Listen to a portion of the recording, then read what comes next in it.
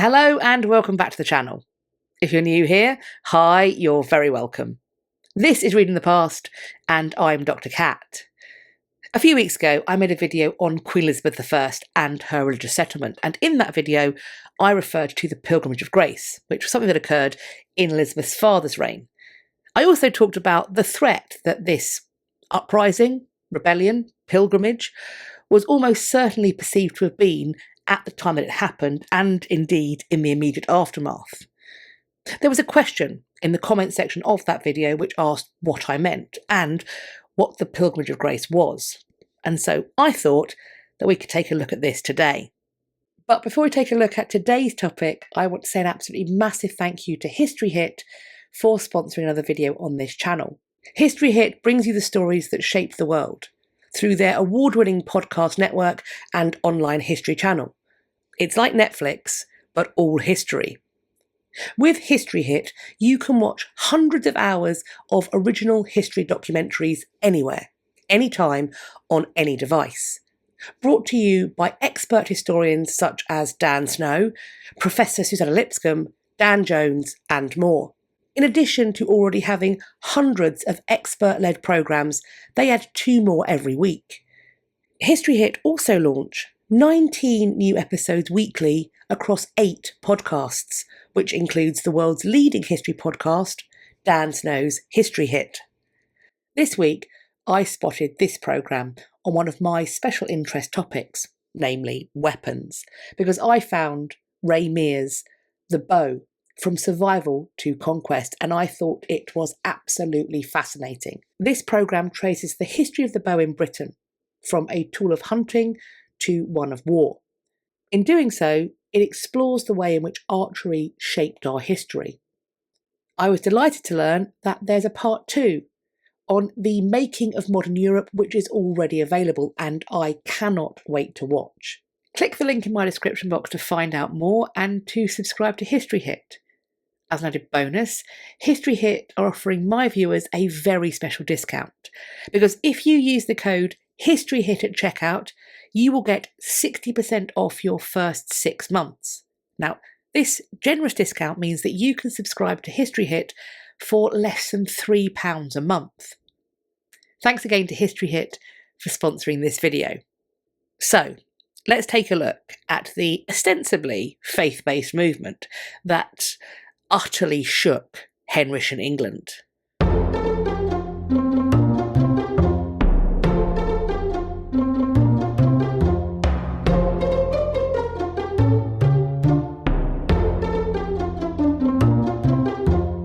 In the most basic terms, the Pilgrimage of Grace was a response to the Reformation, with the dissolution of the monasteries being a particular incitement to action. But before I hop into that, I do think it's worth pointing out that while the dissolutions or suppressions of the 1530s may be more well known, and indeed have been much farther reaching, they were not the first actions of the kind to take place. Indeed, there had been very similar activity that had occurred in the previous decade. When Pope Leo X made Cardinal Thomas Wolsey a papal legate in 1518, he was permitted, within reason, to act as the Pope's representative in England. In this role, Wolsey investigated various religious houses in search of those that could be deemed to be, quote, decayed. This may mean that they had too few people still within them for them to be run properly, or it could also potentially mean that those who were there had been found to have fallen into vice and immorality. Once located, these failing houses were to be suppressed. Both King Henry VIII and the Pope were in support of this kind of action. The Reformation didn't spring forth from nowhere, and it's worth remembering that even those who sat at the very tippy top of the Roman Catholic Church were able to recognise the need for, and were also willing to enact, change. Between 1524 and 1527, Cardinal Wolsey suppressed or closed 29 monastic houses, and he then repurposed their funds to found a grammar school in his hometown of Ipswich, and also a college at his former University of Oxford. During this period of monastic suppression and fund repurposing, The Cardinal was being diligently served by one Thomas Cromwell. By the close of the 1520s, Wolsey had fallen from royal favour, utterly. He would die on the 29th of November 1530 while on a return journey to London. He had been summoned back to answer to a charge of treason. It's often said that he escaped a traitor's death by dying en route.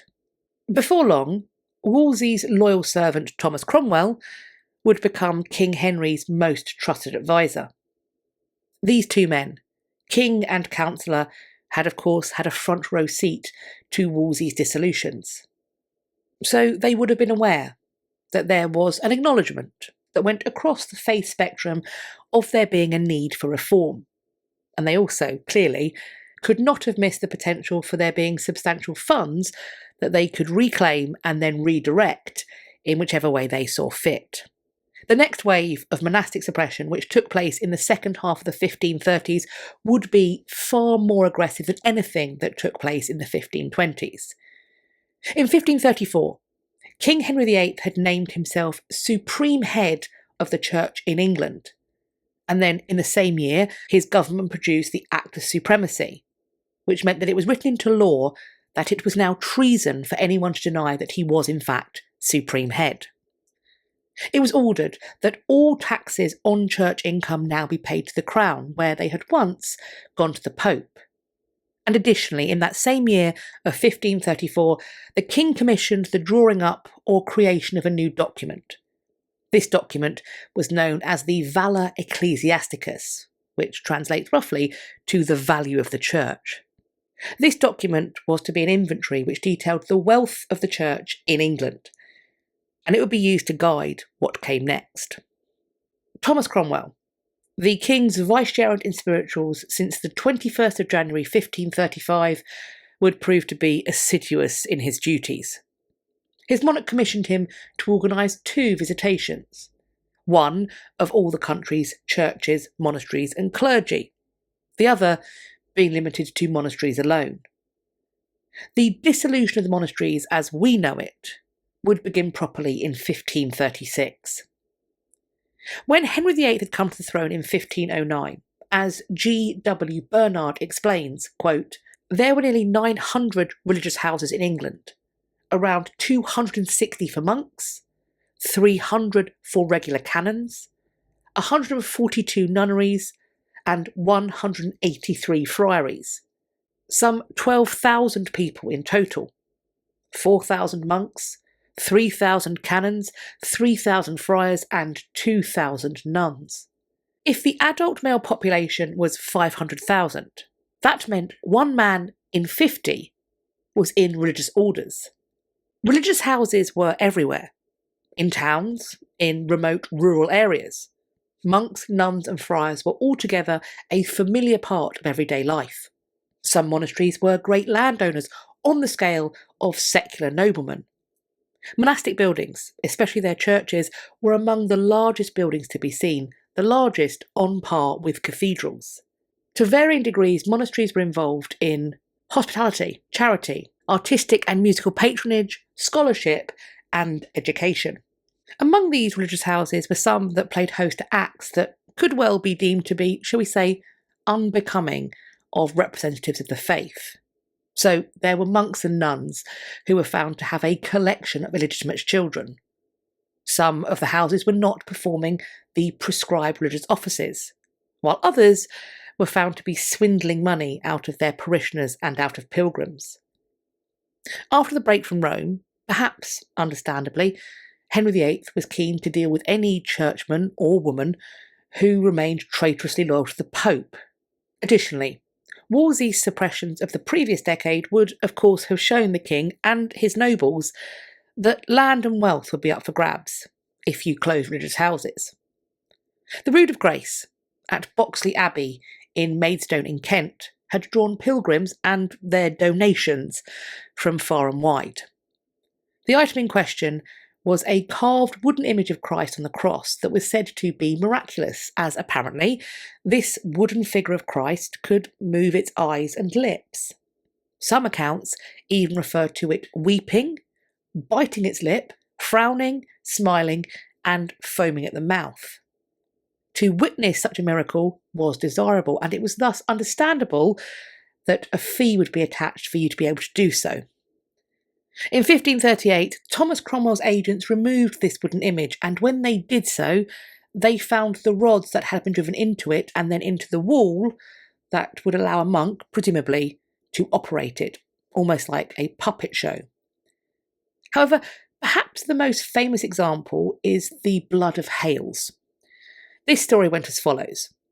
In 1270, a grandson of King John called Edmund gave the monks of Hales Abbey in Gloucestershire a phial containing the holy blood of Christ.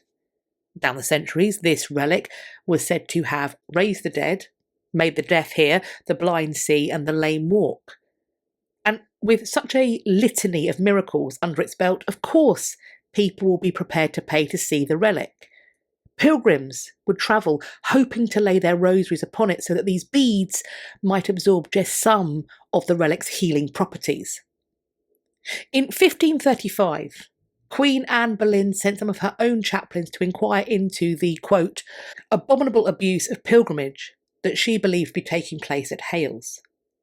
Ultimately, in 1538, so 2 years after Anne Boleyn's execution, the blood of Hales would be removed and denounced as fake. Some said that it contained duck's blood, while others thought that it was honey coloured with saffron. But Boxley and Hales were religious houses that brought in sufficient income for them to be spared during the first round of the dissolutions of the 1530s. As it was, Boxley would formally surrender on the 29th of January 1538, while Hales would survive until the 24th of December 1539.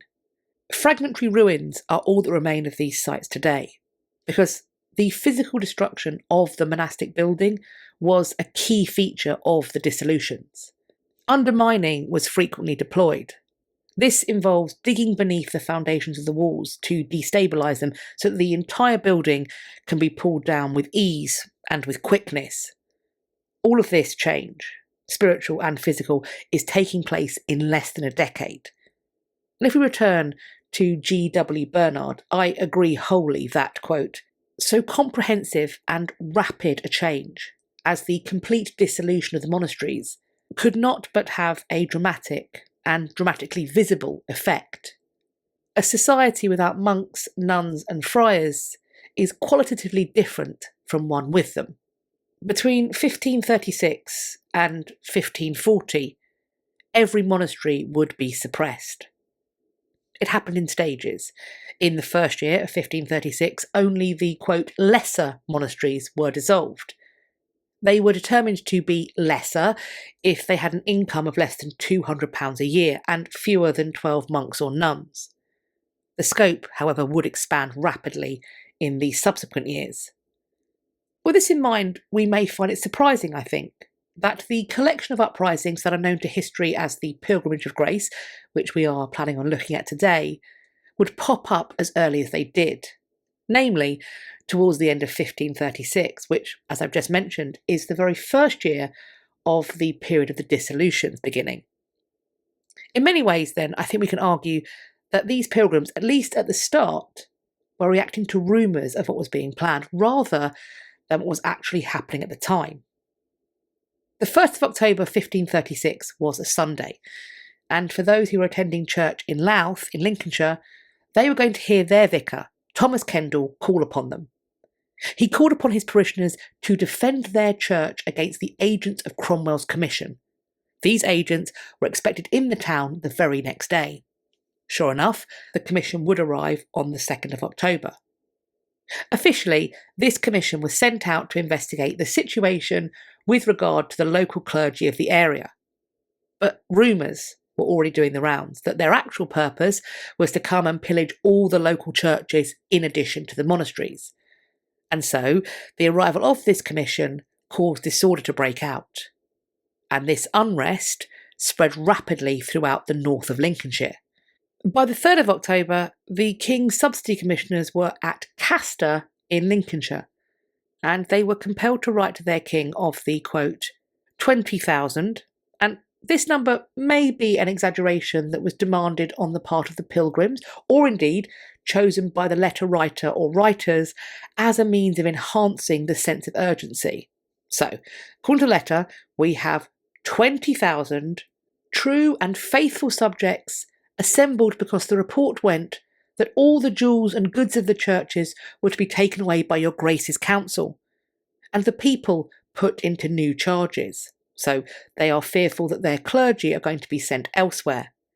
They swore us to be true to your Grace and to take their parts, meaning the people that are holding them want the letter writer and his colleagues to report their thoughts and stand beside them, and then conveyed us from Castor to Louth, 12 miles distant, where we remain till they know further of your gracious pleasure.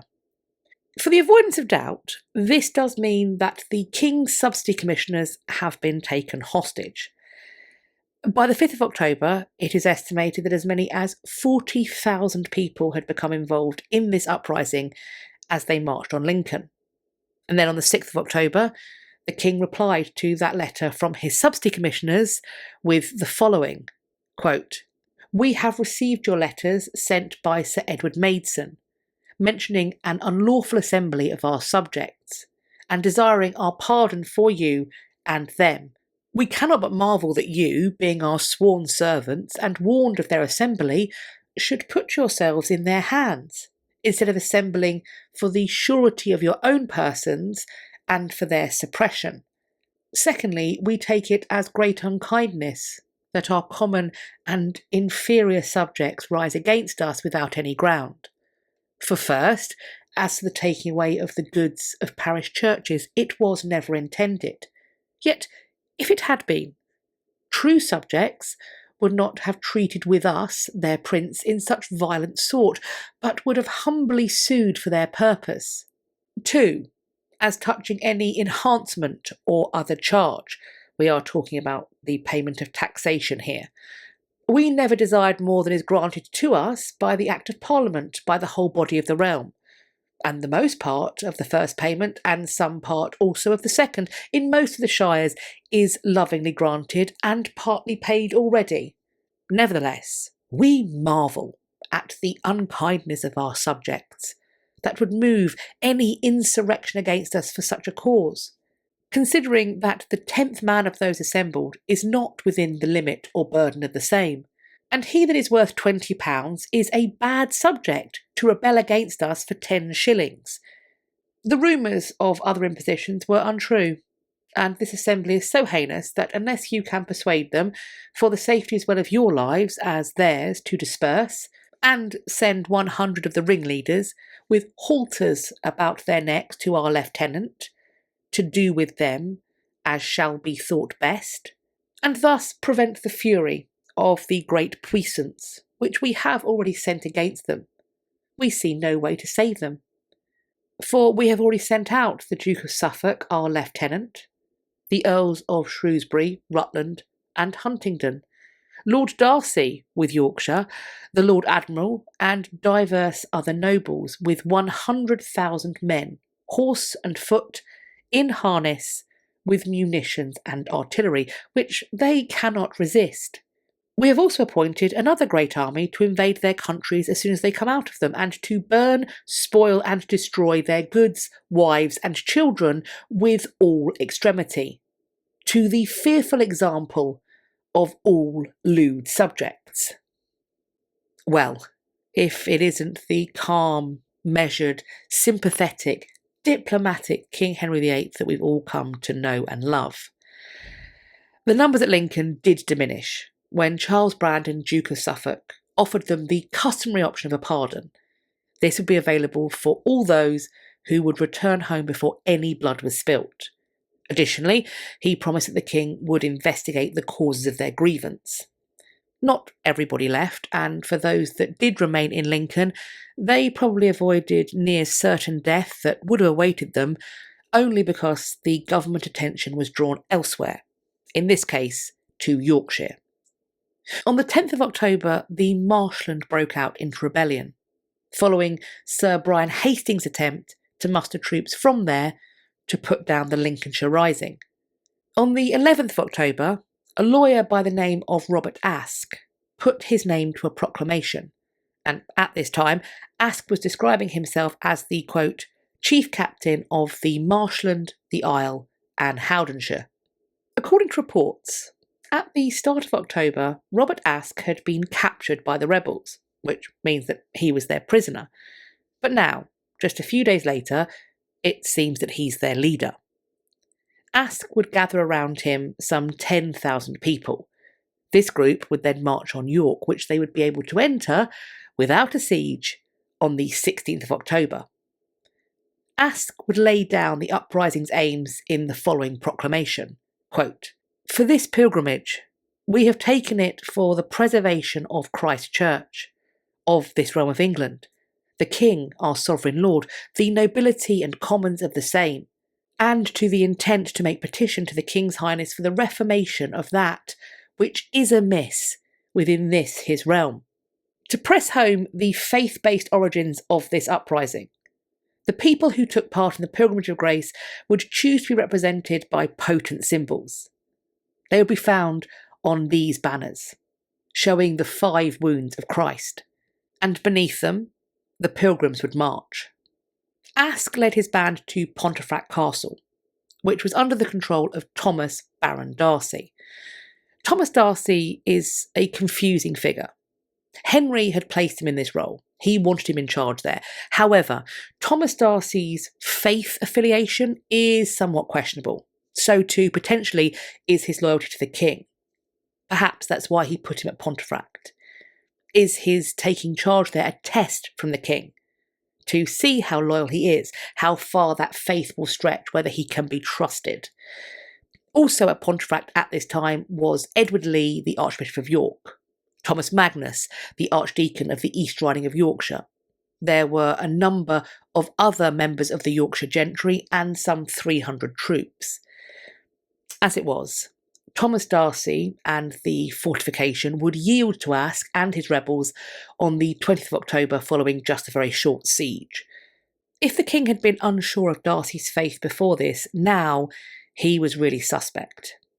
The king suspected Darcy of disloyalty for how quickly he capitulated, and this suspicion would only increase when the king learned that all of those at Pontefract had sworn to join the Pilgrims' cause. They had made an oath to them. I do think, though, it's worth pointing out that there is evidence, varying degrees of evidence, that suggests that a number of the gentry who were made into leaders of these groups from the Commons at this time were placed there and made to remain there against their will and under a threat of violence. These threats of violence were directed both towards themselves and, in some cases, it seems, towards their families too. However, and as disturbing and frightening as this would have been, if true, it's also possible that the gentry in question might have worked quite hard to be able to claim that this was what was going on, that they may have fabricated or at least exaggerated the threat they were facing in order to save themselves in the face of the king's rage, if, and indeed when, their rebellion fell apart. From Pontefract, Robert Aske called upon the other groups of rebels or pilgrims to come and join him. By the 24th of October, it is believed that he had managed to amass a force of some 20,000 to 30,000 people, while conversely, the force that was being sent by Henry VIII to put this uprising down, a force that was led by, among others, Thomas Howard, 3rd Duke of Norfolk, and George Talbot, 4th Earl of Shrewsbury, would find themselves to be dangerously outnumbered. I have no doubt that the king was hoping for a swift and violent suppression of these traitors, as he almost certainly would have viewed them. But at that time, in that moment, this was simply impossible. And I'm sure that that fact would only have made Henry angrier. The Duke of Norfolk, for his part, arranged a meeting with rebel leaders at Doncaster Bridge, and on the 27th of October, it was agreed that Sir Ralph Elliker and Sir Robert Bowes would go from the Pilgrims as their representatives and would be allowed to take a copy of their petition down to King Henry. It was also agreed that a truce would be observed until they were able to return. The king's first response upon reading the Pilgrims' petition was apparently unbridled rage. It was a rage that Norfolk sought to temper. He clearly didn't want to inflame the situation yet further. Some scholars have suggested, though, that as this situation played out, Henry realised, or was made to realise, the value that could be found in stalling for time. Of, for example, asking for clarification of the demands that were coming from the rebels. What does this word mean? What is the intention behind this phrase? Henry, I think, was waiting them out. Whether he recognised it for himself or was brought to recognition of the fact, it is going to be difficult to maintain order and also numbers among the rebels. These individuals from the Commons, they aren't going to want to stick around as days turn into weeks, and if Henry plays it right, even into months. And so Henry can adopt a more diplomatic demeanour. But despite all of that, I am in absolutely no doubt that he remained privately enraged by the audacity of these subjects to seek to challenge him. And I also don't believe for one single solitary second that he was minded to do anything other than find a way to revenge himself upon them utterly. On the 3rd of December, Henry issued a proclamation of, quote, pardon to the rebels of the different districts, which may seem to refute my last statement. However, later that day, or perhaps the next day, the king would write a letter to Charles Brandon, in which he made it clear that this pardon is happening on the advice of the Duke of Norfolk, and because Sir Francis Bryan had told the king that Charles Brandon himself had also agreed with taking that course of action. Henry, for his part, makes it clear that he is not so sure. He writes, quote, although we thought the granting of such a pardon would only encourage others, yet, yielding to the advice of our council, we have sent one to the Duke of Norfolk, to be, however, retained in his hands unless very extremity shall force the same. We have also authorised him to consent to a parliament, to be held at Michaelmas, at such place as we shall appoint. The king also seems to be expecting that the rebellion will break out again. He continues, quote, but in case the rebels shall devise some new matter, we have, as you shall see by the copy of the said letters, appointed the Duke of Norfolk, with the Earls of Shrewsbury, Rutland and Huntingdon on the one part, and the Earl of Derby with the forces of Cheshire, Lancashire and part of North Wales, to prepare themselves against the said rebels. Meanwhile, you shall take counsel with the gentlemen of Lincolnshire, and arrange for the establishment of sure stays in the country, if you should depart from thence for the defence thereof and of the passages, and also put such a number of men in readiness as to make up, along with your bands, 8,000 upon an hour's warning. The rebels simply won't get the chance to mass in such great numbers again if Henry has anything to do with it. In the future, he wanted to be sure that he had the capacity, quote, to reduce them to conformity and enforce the rest of the rebels to obedience, if not by promise of mercy, then by all extremity. At a meeting at Pontefract which was held between the 2nd and 4th of December, the pilgrims drew up their 24 articles, which is also known as the Commons Petition, which they then gave to the Duke of Norfolk when he arrived for the pre-arranged meeting on the 6th of December. You will notice that these articles are not solely focused on matters of faith, and that's because these pilgrims had other temporal concerns about taxation, local and regional government, and justice, about food supplies after poor harvest, and this is in addition to their spiritual concerns for which this rebellion is best known. The 24 articles demanded the suppression or destruction of reformist heresies, for the supremacy of Rome to be recognised, in particular for the Pope to be the one that consecrates bishops. But at the same time, they are saying that there should not be any first fruits or pensions to be paid to the Pope, apart from a reasonable pension for the outward defence of the faith. They wanted the King's daughter Mary to be restored to the succession by an Act of Parliament, in order to avoid the crown falling into the hands of James V of Scotland. They want the abbeys restored. They want tenths and first fruits to be discharged with a rent charge going to the crown. They wanted the friars observant to be restored to their houses. Heretics, bishops and temporal, and their sect should face the punishment of burning or being tried in battle. Thomas Cromwell and Richard Rich to be punished as subverters of the good laws of the realm and as maintainers and inventors of heretics. That the land within certain boroughs listed should be rented by tenant right, and that the lord of that land should have, at every change of tenant, 2 years' rent for gressum. This is the money paid to a landlord on entering a tenancy. This, they say, should be done by Act of Parliament. They wanted the statutes of handguns and crossbows to be repealed, except in the King's forests or parks.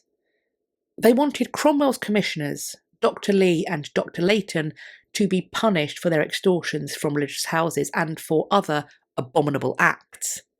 They wanted to reform the way that knights of the shire and burgesses were elected. They sought a return to ancient custom. They wanted the statute for enclosures and intacts that had been executed since the 4th year of Henry VII's reign to be pulled down, except in the case of mountains, forests and parks. They hoped to see an end to the quinzine and other taxes. They wanted this to be granted by Act of Parliament. They demanded there be a parliament held at Nottingham or York soon. They wished to repeal the act that allowed the king to will his crown. They wanted to be pardoned by Act of Parliament for anything that was levelled against them during the time of this commotion. They sought the return of the privileges and rights of the Church, which they wished to be confirmed by Act of Parliament. In this, they are asking for the return of the benefit of the clergy. This was something that allowed clerics to be tried in church courts. They wanted the liberties of the Church to be returned at various sites, Durham, Beverley, Ripon, St. Peter of York, and others, by Act of Parliament. They wanted the statute that no man shall not will his lands repealed. They wanted the 1530 Statute of Treasons also to be repealed. They wanted the common law to return to the form that it took at the start of Henry's reign, and they demanded there be no injunctions unless they were granted by Chancery. They demanded that men who lived north of Trent, who were summoned on subpoena to appear at court, could do so at York or by attorney, unless the case was directed on pain of allegiance or for like matters concerning the king. This request would save men from having to attend court in person in London. It would make the passage of justice more convenient. They were also seeking a remedy against individuals whose job it was to collect land that reverted to the crown when an individual died without heirs. They complained that these individuals would find false offices and seek to extort people. The Pilgrims were given assurances that their articles would be presented to the king. They were promised that a parliament would be held in York and that there would be a general pardon for the rebels. Robert Aske took these promises to his fellow pilgrims, and thus the uprising formally disbanded. It is said that at this moment Aske and the other leaders of the rebellion pulled off their badges. And then, on the 15th of December, King Henry VIII himself invited Robert Aske to come in secret to court so that he could speak with him frankly about his concerns and about the causes of the uprising as they were amongst his fellows. Now, a cynic might view this as a type of interrogation in which the king hoped to get Aske to name names, and this may well be the case even if Aske himself doesn't realise that that's what's going on. Another side effect of Aske's visit to London and to court and his subsequent return to the north, unscathed but making pronouncements about the king's continued good intentions, is that they lost him credibility amongst those who had once looked up to him as a leader. Because the promises that were being made by the king, that had previously been made by the king, were increasingly, and frankly with good cause, starting to be doubted. And so it was. In January 1537, a new rebellion, this one led by one Sir Francis Bidgood, broke out. Again, it broke out in Yorkshire. Robert Aske had been attempting, unsuccessfully as it turned out, to calm this situation down. Ultimately, Bidgood's rebellion would fail, and he would be arrested on the 10th of February. The situation remained unstable throughout February and probably into March. All the while, Robert Aske is pleading for obedience and pleading on behalf of the king with his fellows in the north. Indeed, in March 1537, he was journeying through the north of England as part of the Duke of Norfolk's company, ostensibly to support Norfolk on his business with the king and thus to support the king. On the 24th of March, Robert Aske was presented with a letter of commendation given to him by the Duke of Norfolk. He was to give this to the king when he reached him in London. However, when he got there, instead of being commended, or indeed treated nicely or kindly as such a letter might presuppose he should have been, on the 7th of April, Robert Aske was arrested, as were two other individuals who were connected with the Pilgrimage of Grace.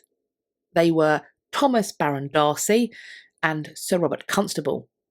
These men were arrested on, frankly, contrived charges, that they had renewed their traitorous activities after their king had so kindly and so generously already pardoned them. But these arrests would not be the only ones. Instead, many other people are going to be scooped up. Some will be tortured. They will be tried, condemned, and then executed. Claire Cross explains that, quote, some 200 rebels were put to death in the aftermath of these uprisings. These executions took place between early March 1537, a time when 74 people would be killed under martial law in Cumbria, and they would continue until at least the 12th of July 1537. Indeed, Robert Aske would be one of the last to be executed when he was put to death on this date, the 12th of July 1537. Robert Aske was taken back to York and was hanged in chains there. Among the others to have been executed during this period, and thus attainted, were a number of heads from monastic houses. And this was something that Henry and his government could use to claim these houses and their lands, property and wealth to be forfeit to the crown, and so ripe for dissolution. So what do you think about the aims of the Pilgrimage of Grace, of its ultimate outcome, of the response of the government to it? How big of a threat or a challenge do you think that it actually was to Henry's rule, or indeed to his supremacy over the church? As always, I'm looking forward to reading your conversations in the comments section underneath this video, or you can find me elsewhere on social media. I will leave links to all the other places you can find me on the internet in my description box, so please do consider following me over on some or all of those so that we can continue this conversation and start some others. I do hope you enjoyed this video and found it useful. And if you did, please do share it with your friends. You can also let me know how much you liked it by hitting the thumbs up. Please subscribe to the channel. And I know there are a lot of people who watch this channel. I can see it in my little app. They are watching, but they are not subscribing. Maybe you're just checking it out, seeing if you like it. Well, if you do like it, please do subscribe. And for that matter, if you think you're subscribed, now is the moment to check that you still are. I can wait. I'll just talk about what you're going to see. Just make sure that YouTube hasn't unsubscribed you mysteriously against your will. And while you are there, checking, subscribing, maybe resubscribing, please hit the bell icon that sits beside the subscribe button and then select all in the drop-down menu that's going to appear so that YouTube will allegedly tell you when I've next uploaded. I hope you're going to have a great day, whatever you're doing, and I really look forward to speaking to you all in my next video. Take care of yourselves. Bye-bye for now.